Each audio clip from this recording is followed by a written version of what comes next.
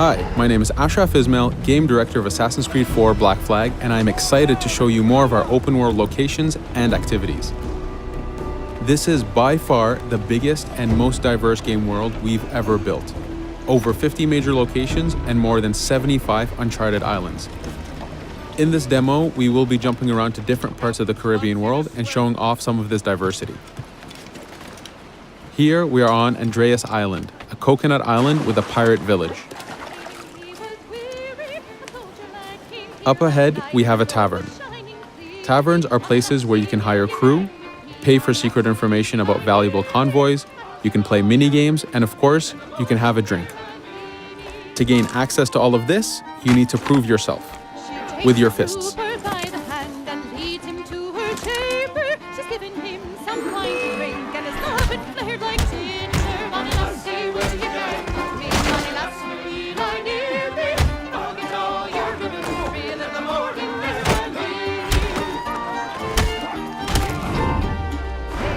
Now that the fight is over, you have access to the tavern and its services. This being a tavern, there's always plenty of rum to be drank, but drinking too much will have some fun surprises for you.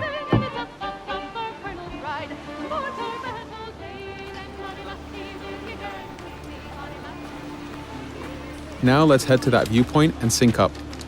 Each viewpoint in the game is a small navigation puzzle to reach the top. Synchronizing unfogs the map, showing you nearby collectibles and activities, and it also becomes a fast travel point so that you can quickly get back here. The world is massive. We needed to make it comfortable and easy for you to get to where you want.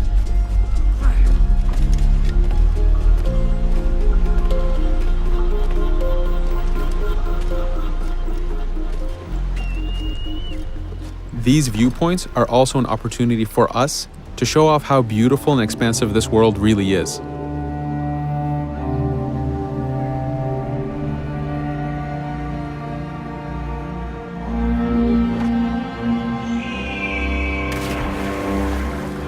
Now we're heading to another important location, underwater shipwrecks. We are now able to access these locations because we recently purchased a diving bell.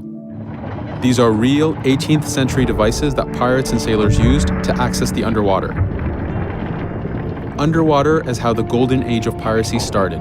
Through an incredible hurricane, tons and tons of Spanish gold was lost at the bottom of the seabed. This attracted poor, jobless sailors and pirates to dive down and grab this treasure. It was important for us to include the underwater as a new environment because it was so important to the history of piracy. The underwater is full of unknown dangers and predators.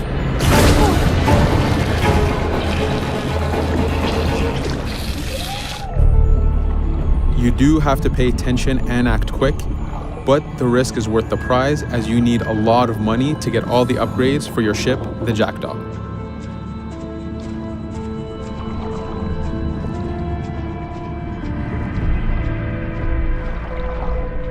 Stealth is very important, even in the underwater.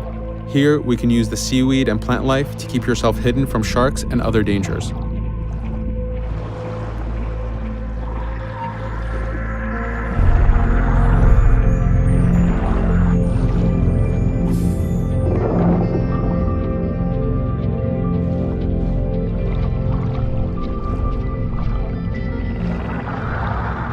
This is an air barrel.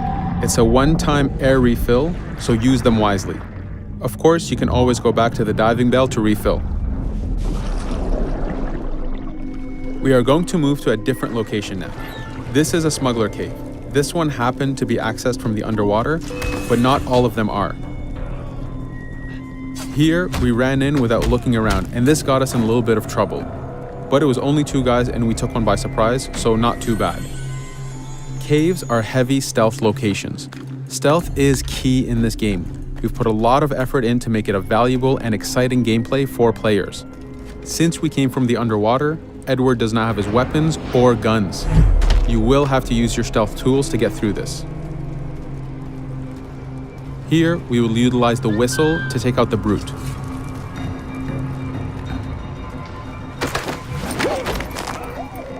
Anytime an enemy is taken out, they will drop their weapon for you to use.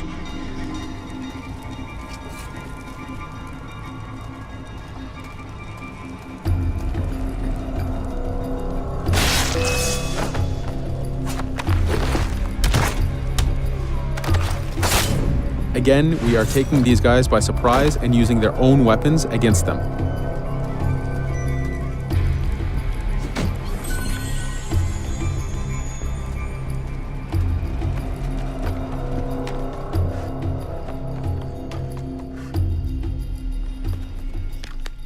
Using just your fists keeps things quiet.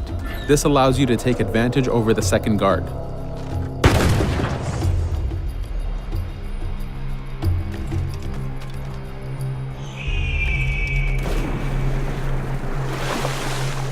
Up to this point, we've been doing a lot of pirating. This has attracted the attention of pirate hunters.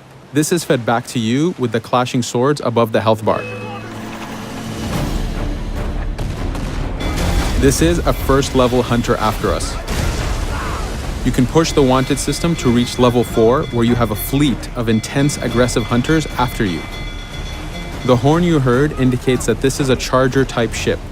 This ship is all about getting close and ramming. Each ship type has a unique sound associated to it, the scariest being the war drums of a man of war. Your first mate, Otowale, is always giving you helpful advice and feedback. The chain shot is a stun weapon. Hitting ships slows them down. Great for stopping a charger's attack.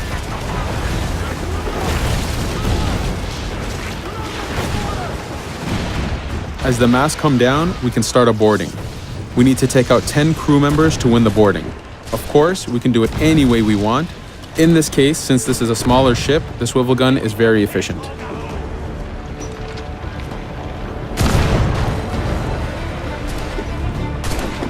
There are many objectives in the boarding system, including destroying powder keg reserves and removing the flag from the top mast. But the most basic objective is to eliminate the crew. Here, you can see Edward utilizing his dual cutlasses and guns, combining them in counters and combo attacks. You do have a max of 4 shots before reloading, so make them count.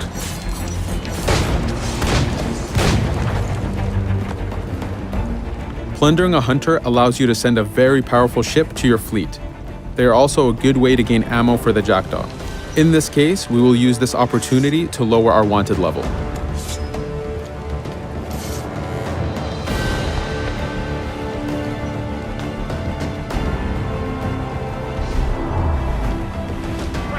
A very important new activity in Black Flag is harpooning.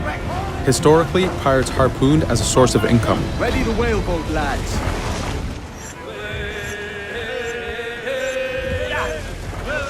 Harpooning is a part of upgrading Edward and his gear. There are many different types of creatures to harpoon, and they are all needed to get every single upgrade. Steady now, lads.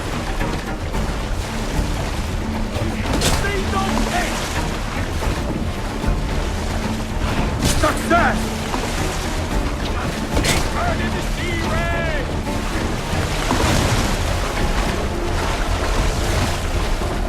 It's weakening! The blast has torn the rope! Stay sharp, lads. This is one of the smaller harpooning targets. Just imagine taking on a great white shark or a blue whale.